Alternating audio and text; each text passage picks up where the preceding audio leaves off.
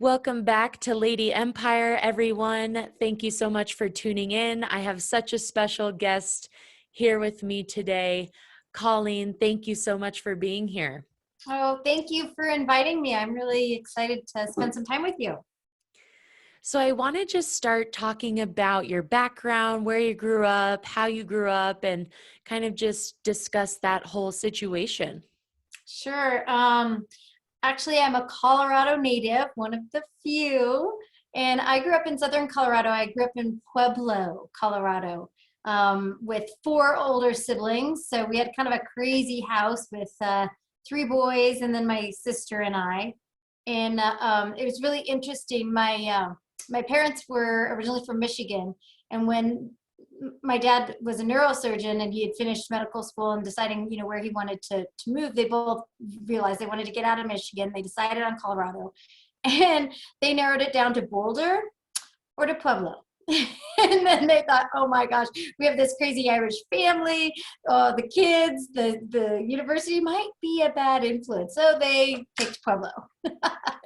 So we lived in the desert part of Colorado, but it was great. Yeah. That's amazing. So what is your educational background then?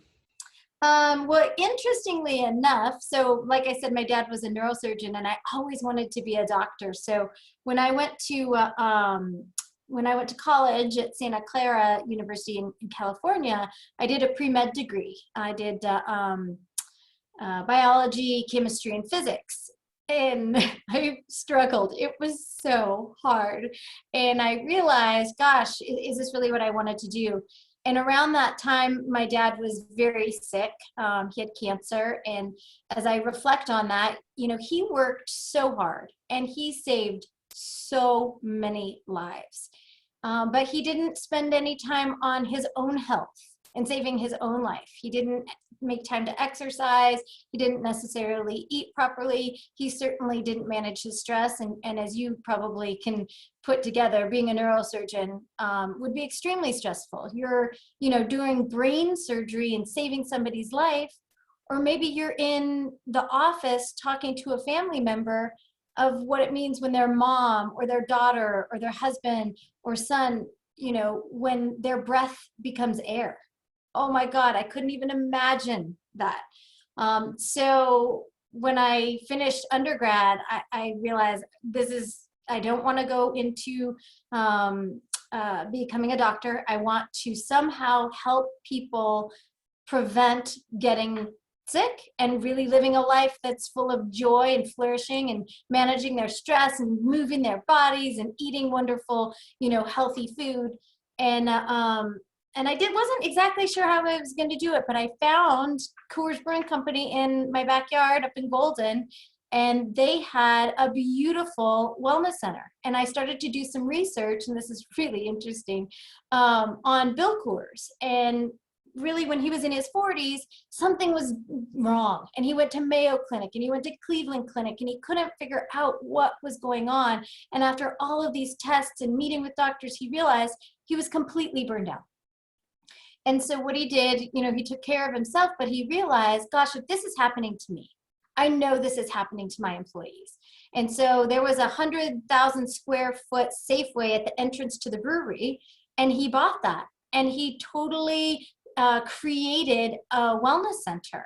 And that was like in the 80s.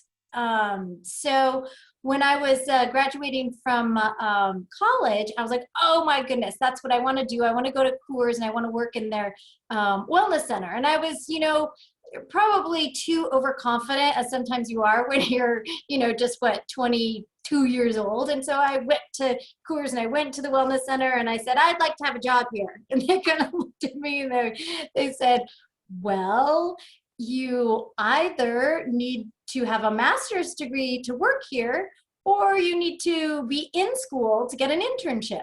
And I was just like, oh my goodness, in my little determined self, I started to realize, okay, well, I'm going to go back to school. And I enrolled in the University of Denver's Master's of Science in Sports Management. And then I created my own second minor called Wellness Management. And so I finished that first year. I got an unpaid internship at Coors. I was the only graduate school. I was the only one that was in business school. Everybody else was undergrad, exercise science, but it was fantastic because we had to do an end of the year project. And at the end of the summer project, and most of the people in my cohort were doing exercise prescriptions or doing a lunch and learn. And I thought, oh, I'm going to do something big. I'm going to do something really big. And what would be so amazing that could really make a difference for all of these employees at the company? And I started thinking, like, what if we did a wellness conference? And what if we, brought in speakers and we had experiences and all of this kind of stuff? So I wrote up, that proposal, and I took it to the woman that was running the wellness center, and she said, "Okay, I don't think that you're going to be able to get this done in a 3-month unpaid internship, but get as far as you can." And by the end of the summer, I needed to go back to school, and I was not ready to deploy my grandiose, well-being conference. And so she brought me on as a consultant. And I realized, gosh, in addition to the Master's of Science in Management, what I really need is an MBA. Because what I really want to accomplish here is I need to understand more of business administration. So I added the MBA. And then during that time when I was doing this internship or what have you, I had to have some really big hook, right? Because mostly brewery workers at the time, and they weren't going to come to a wellness conference. So I had to get some kind of hook. At the time, John Elway just won the back-to-back Super Bowl. So he was like, oh gosh, he was the biggest icon in all of Colorado, but especially at Coors. And he was the main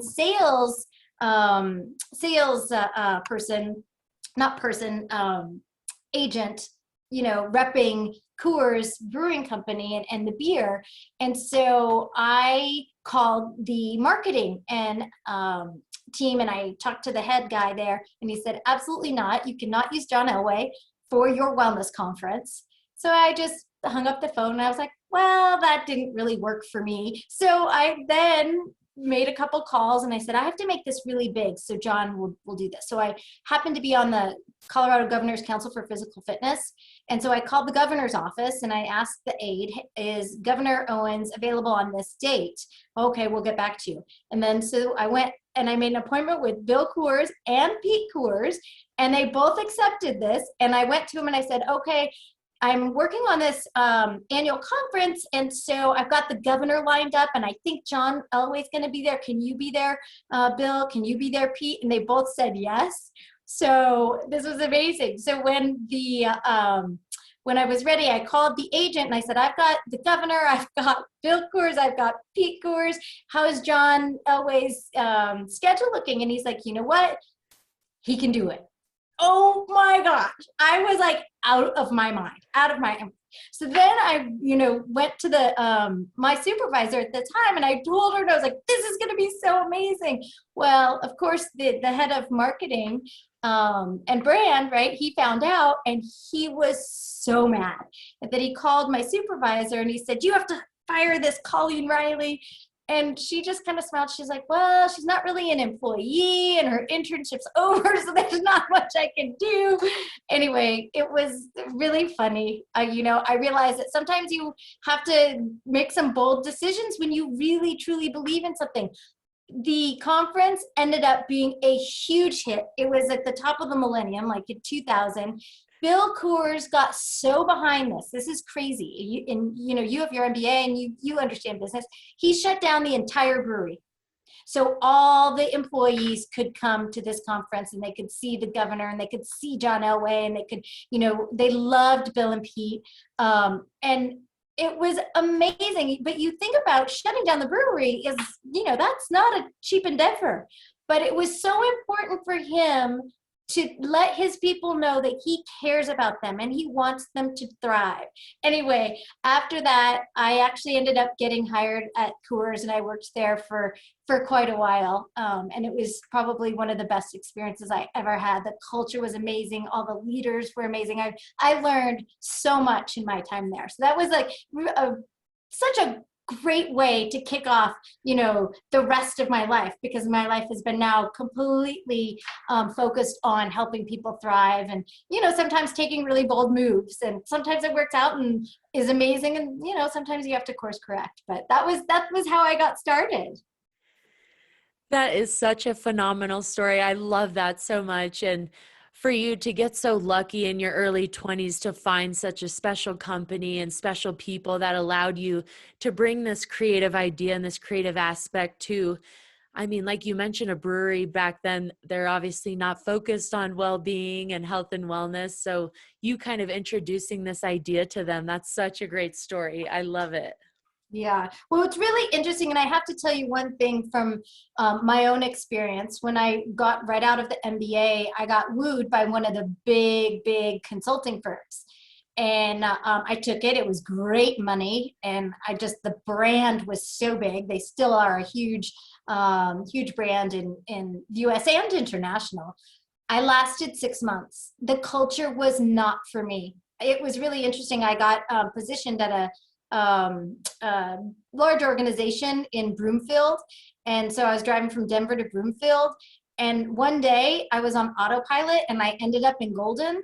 And that was when I realized, like, I am in the wrong place, so that then, all of that work that I had done before, with planting the seeds, kind of came to fruition. So I did take a little pit stop, but I realized, and so many people do that. They take the job for the wrong reasons, and they take the job for the money, and they don't take the job, that their heart is passionate about. And those are the kind of jobs that you have meaning and purpose, and that fulfillment and your ability to flourish is really important. And I think, now we'll get to this in a minute, but I'm teaching at the university, and that's one of the biggest things that I focus on when I have the opportunity to talk to students and our new young future leaders. Is really, you've got to find something that gives you meaning and purpose and that you're passionate about. Because when you check the box, it's a long life. Yeah. I love that. So now I want to talk a little bit about your role at Nelnet. A lot of us know Nelnet because we owe them tons of money in our student loans. So I want to talk about your role as Director of Wellness. So if you could talk a little bit about what you did there and how you helped their employees reach, their health and well-being goals. Yeah. So this is really cool. So I was at Coors, and right at kind of the time when I ended up leaving was Coors was breaking into Molson Coors and Miller Coors, right? So things were changing as happens. And I got a call from a company called Nelnet. And at the time I had never heard of Nelnet. And I had worked for 2 big companies with these big names. And I was like, oh God, do I take this? Is this really what I should do? This is so exciting. When I had my interview, I met with the CEO, the CFO, the chief legal officer, the chief people officer, and then of course the recruiter. And it was really fascinating because they were all men, and they were all on one side of the table, and then I was on the other side of the table. And they were just peppering me with questions, and I just was saying, answering all of these questions. And they just kind of were like, wow, gosh, I think she really knows her stuff. So they offered me the job, and I took it right on the spot, because the one thing that I learned, this is really important, when I was at Coors, leadership was on board, hook, line, and sinker. And it was not about a program. It was about a culture. It was about an ethos and a way of being. And it was, included employees' input in creating this culture. It was a co-creation. And because they had that, I was like, oh my gosh, I have to work here. And it was fantastic. I had an amazing experience. I started there, I think it was around 2006. And we ended up putting a very robust well-being program in place. We went well beyond physical. We started to focus on the financial well-being, the mental and emotional well-being before, it was when it was still taboo to talk about, and professional well-being. So we really took this holistic model. Well, the coolest thing ever was we got highlighted in the Harvard Business Review for the hard ROI on wellness. And so that happened in 2010. And around that time, I, was kind of getting like, okay, I needed a little more challenge. So I went to the CEO and I said, I know I could sell this external. And he said, okay, write me a business plan. And I did. And he gave me a shot. And I was able to, I was the first intrapreneur, right, at Nelnet. And I was able to actually sell my consulting. It was a consulting company. And then I resold some technology platforms like Mayo Clinic, and there's a really good one called Limeade. And I resold the technology, but wrapped my consulting around it, kind of what I did at Coors and what I did at Nelnet, to help companies really create this culture. I like to say I was kind of like a culture architect at the time, right? It was not just burpees and broccoli. It was not just a program or an app that you're going to click, and then move on. And it was super successful. And so then in 2012, we created a proprietary SaaS technology platform to do all of the tracking and the education and the content. And, it was so awesome. And in 2016, I sold it to a disease management company. So the disease management company started to look in the future and realized, gosh, well, we need to get some dynamic capabilities to continue to grow and, keep competitive. And so they started to look at what they were focusing on, and they wanted the at-risk and they wanted to focus on the prevention, the at-risk kind of metabolic syndrome, because they focused on disease management and condition management. And so it was a total perfect fit. So it was really exciting to be able to sell that. I like to say, that was such a highlight of my career, my journey, because if I could have gotten paid in kind, I'd have been happy, because I could have gotten burritos from Chipotle. I could have gotten beer from Coors. I had coffee from Keurig Green Mountain. I could have gotten education from the state of Arizona. So I had some really fun clients, but it was a really, really good time, and I worked my tail off nonstop. But I could talk about that's a whole nother story, but it was really great. So that was kind of how and what I did at Nelnet that then rolled into Total Wellbeing. Yeah, so let's talk a little bit about Total Wellbeing. So what was your role there? Obviously you sort of took that model from Nelnet and what you created there and built it into Total Wellbeing. So talk a little bit about what you did with Total Wellbeing. Yeah, well, I think probably the biggest thing, it's kind of a funny story, and this is probably what helped me get some clients and what resonated. So when I first started at Nelnet, one of the things, we wanted to take all the unhealthy food out of the vending machine. And, I just was kind of a bulldozer, and I took it out, and it was in 2008, right when the crash, right, with the economy, and we had to lay people off, and we were at an all company meeting, and their CEO, CFO, chief legal officer, everybody was there. And this one employee, raises his hand. He's so fired up, and he's like, I can't believe you took the Twinkies out of the vending machine. And we were just all like, wait, what? People are losing their jobs. Like, what are you talking about? And so the CEO just kind of was like, Colleen, can you talk to this question? So I just said, you know what, we're trying to create the path of least resistance. If you want Twinkies, you know, that's up to you. You can buy them at the store, you can bring them to work, but we're trying to create an environment in a culture where the healthier option is what's available.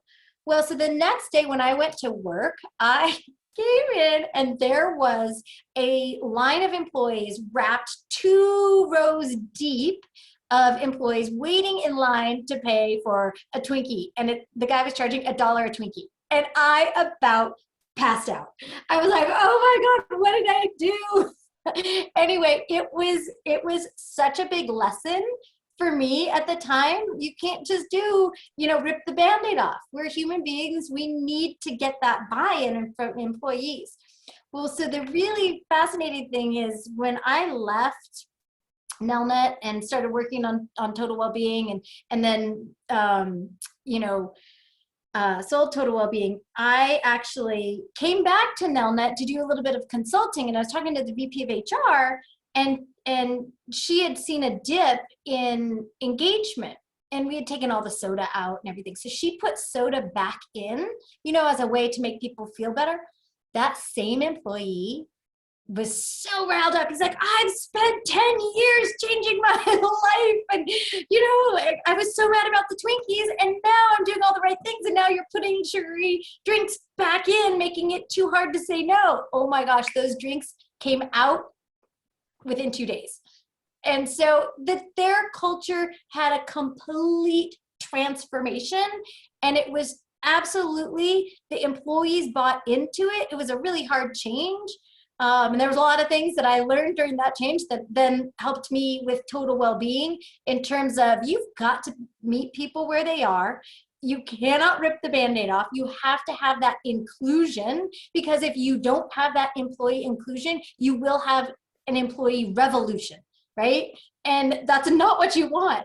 Anyway, so I was able to take all of those really rich learning experiences, the good and the bad, and apply it, to Total Wellbeing. So when I was first getting launched, of course, I went back to Coors, and I said, gosh, will you give me a chance? Will you be my pilot? I'll give you this technology for free and the consulting for free for 1 year.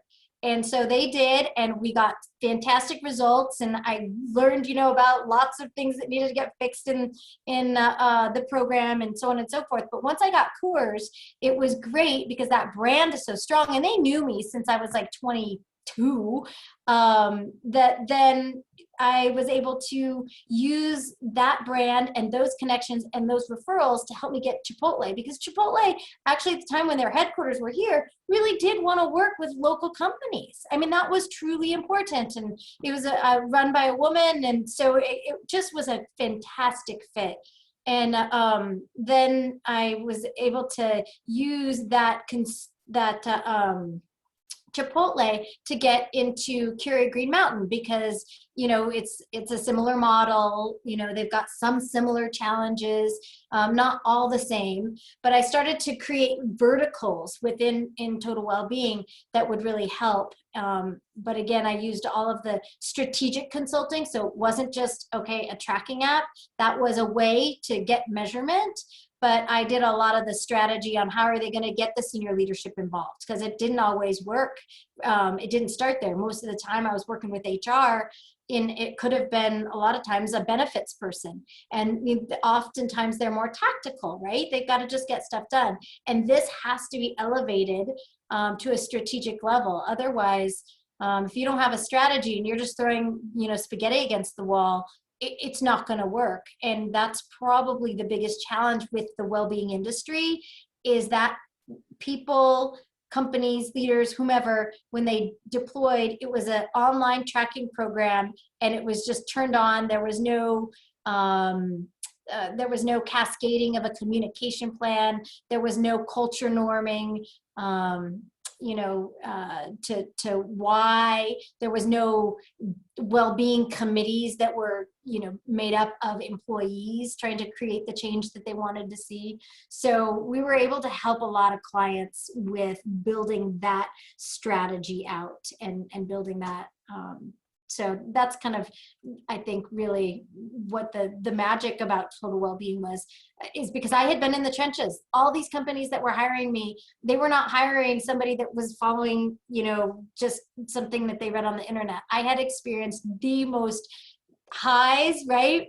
But also some pretty big lows with that whole Twinkie fiasco. So, they could trust me. They knew I had been through almost every mistake I had made, and I could help them avoid all those costly mistakes from just trying to see what works and getting somebody with experience and business acumen, as well as the passion and understanding of behavior change. It is so hard. So you touched a little bit on engagement, and I want to dive a little bit deeper into that. How do you get employees to engage in these programs? What's the biggest key or the biggest part in implementing a successful wellness program where you're going to see tons of engagement and tons of change within these employees? It's a multi-pronged approach, right? The first thing is you have to understand their needs and interests, the employees. And when I say employees, that's inclusive of every level. It's like, maybe people in the C-suite, they have got different needs and interests. They have different barriers and challenges. They're no more important or less important. Everybody wants to feel good. Everybody wants to thrive. Everybody wants to have meaning and purpose. But we all have different challenges. We have different lives at home and different stressors. We have, different backgrounds, so really it's starting to understand that is what are the needs and the interests of your people across all the verticals and all the departments. That's the first thing. And then the second thing is getting in inclusion of a representation of all the different departments, because they all have their different pain points, right? And then in terms of the leadership, they have to model the way. And so, for example, not letting people, here's a great example from Nelnet. Nelnet has diversified tremendously, and I can get into that later. They have 26 different businesses now in 6 different verticals. So they are no longer just the student loan company that you once knew. They are an amazing entrepreneurial company now, technology company, fiber cable. I mean, the CEO or chairman of the board is probably one of the smartest human beings I've ever met in my life, and is the most kind and compassionate and caring leader I've ever met. And this is why the program there was so successful, because he modeled the way, right? And then he socialized it among the whole C-suite. So they bought into it. So they modeled the way, and that cascaded down. So then guess what? The director level, they would talk about well-being with their people. They would participate and engage. They would share their stories, because it's not always easy to change behavior. But then that would then go down to middle management. And that's really the biggest influencer, is honestly your direct supervisor. I mean, if you have your CEO like this, inspirational person, but you have no access to him or her, you're going to go and you're going to watch the signaling that your direct supervisor does. But within the Nelnet family, it cascaded down and became the norm. So your direct supervisor was accessible, and you could have these conversations, and they were almost worked into, we did these quarterly reviews, and it was not just, about getting stuff done. It was also about checking in, like, how are you? How are things? What is your biggest challenge? What can I do to help you? And so those are, people think, oh, that's not wellness. Oh, but it is. It's, creating that psychological safety that people can show up and ask for help. They can feel like they are making a difference. They can ask, if something's not working, they can get some insight from maybe somebody who has more experience. If they totally fail, they're not going to get fired. And I want to build off of the point you mentioned about how important leadership is, not only at that C-suite level, but your direct management and your direct supervisor. And I also think that sort of transpires into other industries as well, whether you're an athlete, a doctor, a scientist. Who is your leader? Who is your mentor? I mean, those are the people that you're following, right? And those are the people you're learning from. And I think it's so important, not only when you're implementing these wellness programs, but just implementing any new learning tactics, any new information, you're learning that from your managers and your leaders and your mentors. So it's so important to highlight leadership is the key to everyone's success, and who you're following and who you're learning from is so important. Yeah, well, and the other thing too with leadership is when you are a leader, it's never ending. There's always opportunity to learn and grow, right? Because we're not perfect specimens. We're always challenged. And I think in a lot of organizations that really focus on leadership development, I applaud them, because that will help people, stay sharp, stay relevant. Right now, it's really important as a leader to understand how important it is to be empathetic. We are in a very, very challenging time over this last year and a half, right? And with the amount of challenges that are just happening in society, it's important to get your job done, but it's also important to have a leader that can understand and give you some grace. And if you need help, or if you need more assistance. And I think that that's one thing that came out of COVID that's good, is we've cracked open this whole focus on mental and emotional well-being at the workplace. And we've started to realize, and I've been kind of a big proponent of this, since I got started, that it's not just about physical well-being. Your personal well-being, your psychological well-being is so important and can impact your firm performance. It can impact your personal performance. It can impact your health. It can impact your finance. All of those things. So it's really, really important for leaders to understand and have that emotional intelligence, and be able to be flexible and be able to treat your employees like human beings. So now I want to talk a little bit about your PhD. You're earning your executive PhD from the University of Denver.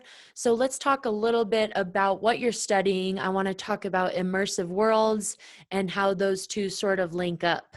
Yeah. Well, so if you go back to when we first started talking, right? I wanted to be a doctor. I wanted to be like my dad. Well, it didn't work out. So I'm pretty disciplined about, reaching my goals. So a doctorate was what kind of unfolded. And I had the opportunity to join the University of Denver's executive PhD program in the second cohort. And so I started in 2019. The timing was fantastic, right? So I sold 2016, or excuse me, Total Wellbeing in 2016, and I took a good chunk of time off for a couple of years, and I was excited about that. But I'm also a little bit restless, and so I started learning about the PhD program, and it was so serendipitous of what happened, because I got into the program, and as I got into the program, I had a mentor that was helping me figure out what I wanted to focus my PhD on. And originally I wanted to focus on that it's no longer government and religion that is guiding our society. It's business. If you think of Amazon, and you think of Google, and if you think of Facebook. But my mentor was like, in a 3-year program, you are trying to boil the ocean. He's like, I've got a really, really great new venture. And I think that you should look at them. And he introduced me to the CEO of ImmersiveWorlds. And I started to learn about this immersive world technology. And he was working with the Boston Medical Group on using this immersive virtual world for type 2 diabetes reversal and weight loss. And so from listening to all my stories, I'm pretty passionate about well-being. And I just realized, oh my gosh, I could get back into well-being in a totally new way that's going to challenge me, that's going to make me grow. And so I joined ImmersiveWorlds, and I pivoted. And as I entered into the PhD program, my focus is on the virtual world modality as a more effective, scalable, affordable, and efficient delivery for face-to-face behavior modification. And I integrated the physical and the psychological. So that's what I'm focusing on at school, which is fantastic. That's what I'm working on, building this new tech and getting it into the healthcare plans and forward-thinking businesses to help their employees optimize and flourish within the workplace. And so it's really pretty exciting. The same time, I was just teaching yoga for fun at the university, and I was walking in to teach one of the yoga classes, and I met a professor who was teaching in the business school and was teaching the fourth industrial revolution. And I told him what I was doing, and he's like, well, you should join our team. So I then joined the faculty team in the entrepreneurship program, teaching the fourth industrial revolution. So it just like the universe came together and pulled all of these things together for kind of my next chapter, so to speak. That's phenomenal. So you touched a little bit on virtual reality. And so I want to talk a little bit about how virtual reality is capable of identifying newer potential treatments for people. You talked about reversal of type 2 diabetes and weight loss. So how is ImmersiveWorlds doing this? How are they implementing virtual reality in, identifying new potential treatments for people? Yeah, well, it's really, I'm glad that you asked that. And a couple of things in terms of the virtual reality. So within virtual reality, the first thing that you think of are goggles, right? And so we are a virtual world. So it's not in the first person with the goggles, because we're bringing this to, employers and the healthcare plans. And oftentimes the goggles are great, but there's a lot of breakage and they're extremely expensive if you wanted every employee to have them. With a virtual world, it's all tablet based. And it's also based on the third person. You go in and you create your avatar, right? And so you're watching your avatar exercise, meditate, make good nutrition decisions.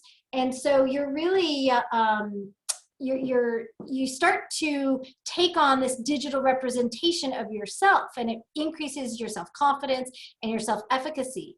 That you can actually do it. It's like visualization. If you think about, you have the sports analogy, before you are, let's say you're a diver, before you go into your diving competition and your specific dive, you're going to close your eyes and see yourself doing that perfect, backflip. Right? And you can feel it, and you've got that muscle memory. It's almost like that, where you believe you can do it, and then you go, you do it. Well, so what happens in the virtual world is something called the Proteus effect. And so you watch yourself exercise. Stanford Usability Labs actually did this testing. People who watch themselves exercise actually exercise for longer durations in the real life, in the real world.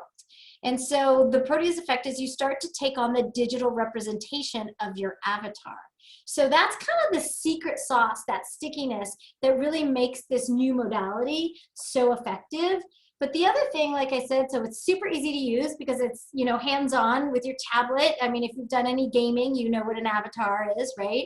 And you don't need a lot of experience. You don't need these cumbersome goggles. It's absolutely learning by doing. Like you actually go and you do these exercises. You've got this, you know, we've got a whole area where you can go dancing, which is a great way for cardio that a lot of people wouldn't normally do, but it starts to help them realize that it doesn't have to be on the treadmill. There's so many different things. The learning by doing is also supported by learned content. So you go into this virtual world, you get a little bit of content, you go practice it, and then you practice it in the real world. But let's say maybe you're trying to work on weight management and it's 9 o'clock at night, and you're so jonesing for that ice cream or that wine or whatever. You can go into the world and meet up with one of your friends and go along on a beautiful walk along the beach, you know, with the waves going back and forth, and there's voice chat and text chat. So you can have this, you know, connection, and you just surf the urge. It could take 5 minutes, it could take 10 minutes, but it's persistent. It's always there. It's always available. And it's on demand. You can be private and keep your anonymity, or you can be more public. You get to choose your whole well-being path. It's almost like a choose your own adventure based on your needs and your interests.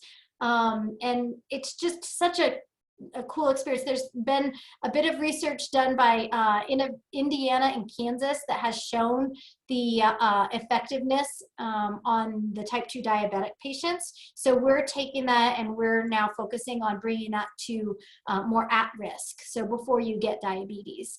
So you can start to create these lifestyle changes. It's not a diet, but it's a complete lifestyle change, right? Which is challenging, and you need that social support, and it needs to be fun, and you need to have it gamified so you know, continue to do it, because life is challenging, and we've got all this, you know, unhealthy food that tastes good in for our taste buds, but doesn't always nourish our body, you know. And we have this challenge where we say we never have enough time to exercise, but we all have the same amount of hours in the day. And, you know, research shows that even if you just do 30 minutes of exercise most days of the week, you'll have more energy. So you actually will get more done when you exercise. So it's just figuring out what people's barriers and challenges are and creating an environment where they can really start to be successful, see themselves doing this, and then, you know, over time really change their view of what health and well-being is, and that it feels good, and it's more of a pull than a push. I think it's so interesting how virtual reality and artificial intelligence is expanding so quickly, especially in, you know, the medical field or health and well-being fields especially. And so I've always wondered, and I want to ask you, as virtual reality expands and grows so rapidly, do you think it could potentially replace us going into our doctor's office every day for treatments or checkups? You know, do you think it can sort of provide this whole new idea of staying healthy so that we don't have to go into these doctor's offices? We don't have to receive daily treatments. It's more of a preventative tactic, if anything. So do you think virtual reality can be that preventative tactic for our health in the future? Well, the telemedicine industry has blown up since COVID, and visits with your doctor over different modalities and digital therapeutics. Absolutely, that is the wave of the future. Now, are doctors going to get replaced? Absolutely not. No, we need doctors, but we can change the system, you know, to be much more efficient and much more convenient and much more scalable in a lot of different ways. But you know, the actual doctor doing surgery, you know, there's new technology that is making that easier. You know, I actually was at a VR conference in Nashville right before COVID hit last year in March, And there was a fantastic, amazing neurosurgeon that was presenting how he was getting his patient ready for her brain surgery. And so she was able to put these goggles on and use VR to go through what was going to happen during the surgery. So she knew exactly what her doctor was going to do. She was going to, it allowed her to understand what the procedure was, and it gave her comfort. There's so many different ways this technology can be used. Will it replace human doctors? I don't think so, but it will, I think, improve the whole medical industry, and it'll make a lot of things so much more convenient that you can just do so much using this technology, and you don't always have to be in person. You can have conversations with your physician. You can get content like what I was just talking about from a healthcare professional in the virtual world. There's so many different options. Yeah, I think it's really exciting, and we are just on the precipice of what is possible. I mean, if I had this amazing opportunity to talk to a futurist at Optum Research Labs. I mean, and he's all about the art of what's possible, not what can make money today, but the art of what's possible, and how somebody like that is so brilliant and can see so much. It was really, I felt very, very lucky and fortunate to be around such smart people. That's so fascinating. So I want to close it out with a fun fact about you that I do with all of my guests. So what has been your most proud wellness program that you have implemented, and why? I think I told you my two proud stories, like pulling off that conference at Coors Brewing Company, when I was so young, and I just, was able to do it. Was just, it blew my mind.